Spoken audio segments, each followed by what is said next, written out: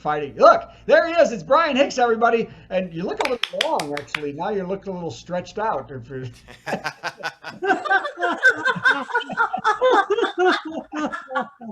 Brian's been around for a good 30 years, even though he's 36 years old. Hilarious. He's been on every TV show, and he's going to talk now for the next 10 minutes. Go. Yeah. Thanks. Thank you. Thanks for having me. That was great. Brad, I know I saw what you said, but your backdrop, it looks like you're in like Dr. Doolittle's library there. It's pretty, very detail oriented. I like it a lot. You know what the best thing about that is? Every time like the conversation dulls down, you'd be like, "Hey, what's that on the wall over there?" You know. But thanks for having me. This is a pleasure to be here. It's great. I didn't really do much today. I was kind of low key. I went to the store. I went to Kohl's. That's like my favorite store to go to because I always seem to have Kohl's cash from the week before, so I have to spend it before the 10 days is up. So I was at the Kohl's today, and an interesting thing happened. There was a lady who was in line, an older lady, and she was complaining to the cashier about like everything, like the weather, the line, the prices, everything. And then I heard her say, she said, "Last week I ate 2 Big Macs. I wanted to kill myself," you know. And I whispered to the guy in front of me. I was like, "I haven't eaten any Big Macs, and I want to kill her." Like, come on, you're out of the line, you know. And then he whispered back, "That's my mom." And then he whispered, "I want to kill her too." We actually made a pact. We're going to just meet over at the Cracker Barrel tomorrow morning at 11 o'clock. We're going to meet over there, and we'll have some fun. I guess that's what we'll do. I'm a married man. I have been in the business for almost 30 years. That's almost accurate. Married for me and my wife are coming up on our 15-year anniversary, so that's pretty exciting for us. 15 years. Yeah, thanks. I don't have because my daughter's 16, so easy to do the math. I never forget an anniversary. It really is. We do love each other. If you are in a relationship with someone you love, you have to tell that person that you love them, right? Because a couple things. One, it does make you feel good inside, and then two, it strengthens the relationship. You know. And I actually have an example. This was a real life experience happened. I was walking out of the house a few weeks ago. I thought about this in my head as I was leaving, and then I stopped myself, and then I looked up to my wife at the top of the stairs, and I said, "Hey, I love you," you know, just like that. And she liked that. And then she looked down at me and she goes, "I love you more," you know. And then I said, "Probably," you know. My defense, I didn't know we were having a conversation. Okay. I was going to go shoot some darts, and I thought I was going to buy myself an hour. But turns out she wanted to have a fireside chat with me at that moment. So you got to respect her wishes, you know. But I screw up like that all the time. I got my wife a Valentine's Day card this year, and she hated it. And I was like, "What's wrong?" You know, and she goes, "Well, why don't you read it out loud?" And I looked at it and I was like, "It says Happy Valentine's Day." Grandson right there at the bottom.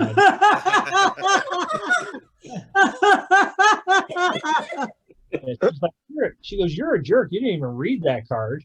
And I was like, "Well, of course I read it. It was the only one that was left this morning." Some older lady, which I never get credit for that, do I? No, I don't. That's what happened. But next week's her birthday, and even though I do usually screw up all the time, I think she's starting to catch on. So she came up to me this time, and she made it like point blank. She's so simple. She said, "Listen, all I want is a pedicure," right? She just came straight out and said it. So it made it pretty easy, right, for me, because I mean now I got to learn how to do that. I got everything I need, you know. I got the gloves, gauze, belt sander. I got everything. You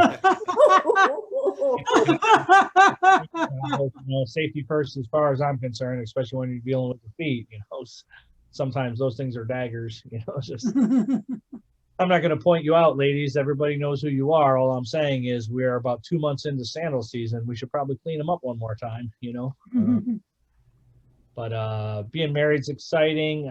Traveling, doing gigs on the road is exciting. Me and my wife. Here's the other thing.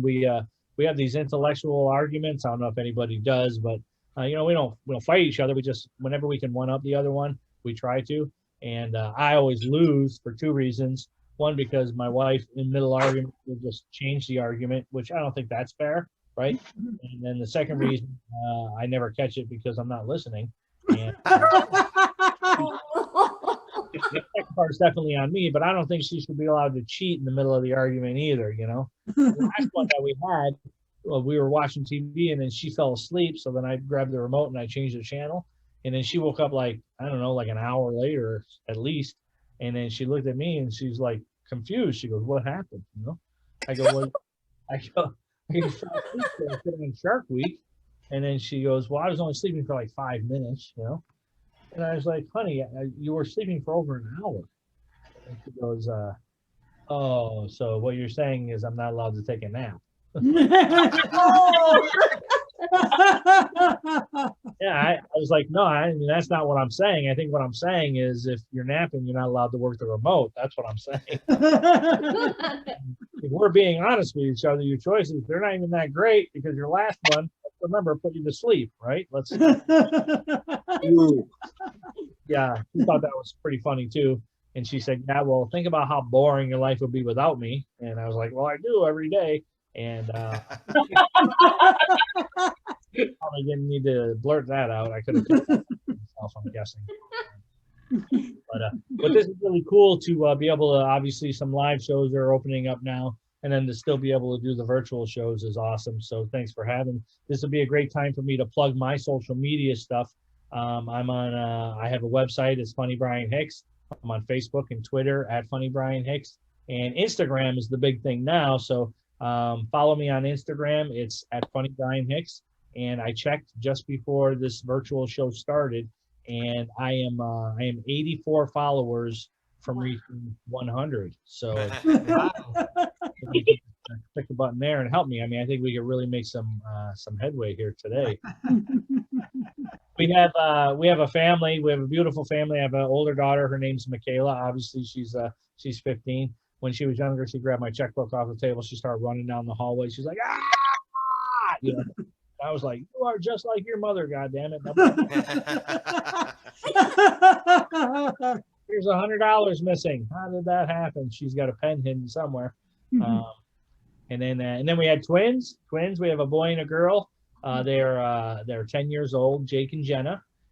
Jake's the boy, and Jake is by far the kindest, gentlest 10-year-old boy I've ever met. Seriously, he really is. And then Jenna, she's by far the biggest liar I've ever met in my life. Tell the truth, but she can't. I don't know. Like I could show her a video of her walking up to Jake, grabbing his iPad, running away, and she'd be like, "Yeah, I don't know where you got that, Dad, but that ain't me."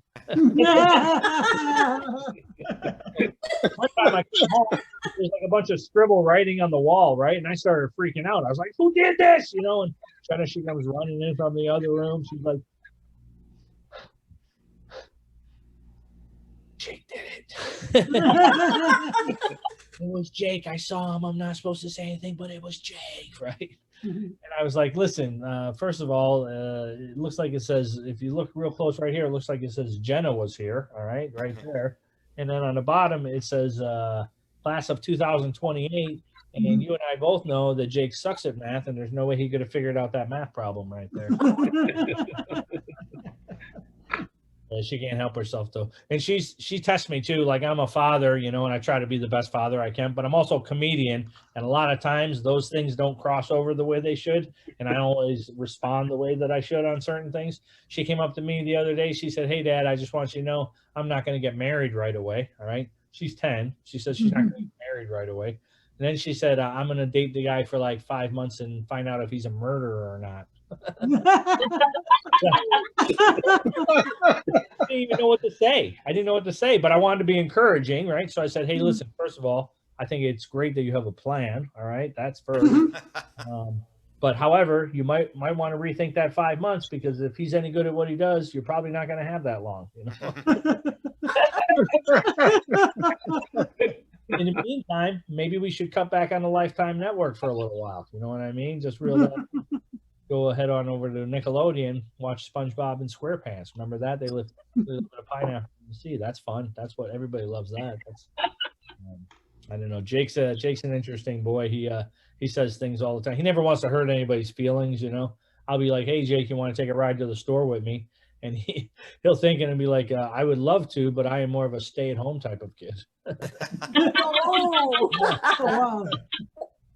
He was going to school. When he was going to school, I would always try to talk to him, and I go, "Hey, how was school today?" And he's like, "Good." You know, one word answer, "Good." And I go, "Did you learn anything?" And he said, "Well, yeah, but apparently not enough because I have to go back tomorrow." I don't know. We were all inside for quarantine. He was playing video games. He started getting a little chubby, and I would never fat shame anybody, but if you're getting a little chubby, I'll be like, "Hey, we should get some exercise." So I said, "Hey, we got to do something. We got to exercise or something." And you know what he said? He goes, "Hey, don't worry, Dad. I downloaded an app on my iPad, 6-pack abs in 30 days. Pretty sure he thought all he needed to do was download the app because he did no exercises whatsoever. I take that back. He did two crunches, Nestle's crunches. He found them and they were from the Halloween that we had. So much fun. But so 15 years, me and my wife, 16 years been married, and 15 years we've been married. We play this game, and if you're in a relationship, I recommend it because it keeps things fresh. It's called the Fantasy List game. Anybody ever hear of this? It's where you each come up with a list of 3 people. If you ever meet anyone on your list, you could hook up with them and you can't get in trouble for it or anything. It's kind of like a hall pass or a free ride, right? So my wife came up with Brad Pitt is on her list, Matthew McConaughey, and Bon Jovi. Yeah. No, I see you shaking your head, Alina. Not the whole band, just John Bon Jovi. I tried to be more realistic about it, so I chose the waitress at Applebee's. That's my hair. And oddly enough, I had Bon Jovi on my list too. You guys have been great. I'm going to read this to you before I go. This is a text message I got from my wife. I saved it because I thought it was funny. And you should just know that she's the funniest person in my household. So this was, I was in Grand Rapids, Michigan, I think it was. It was a Saturday night, and I had 2 shows scheduled later that night. She sends this to me at noon. She said, here it is.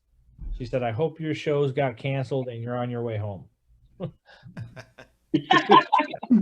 Because she's so supportive of my comedy career. You know, she wants to succeed. She said, "All the kids are acting up. Nobody's listening." Right. So now I get it. I'm far away. She's by herself. It's hard when you're a mother or a parent taking care of the kids by yourself. So I wanted to be sensitive and I wanted to say the right thing. I said, "Sorry to hear that. If it makes you feel any better, I love you and would love to see your breast when I get home." I did say that. He goes, "No, that doesn't help at all." She said, "By the way, I'm driving, so Jenna has been texting and relaying the message." Oh. I said, "Hi, sweetie, Daddy's an idiot." That is it, everybody. Thank you so much for having me. This is really cool to do. So Wow, let's hear it for Brian Hicks, everybody.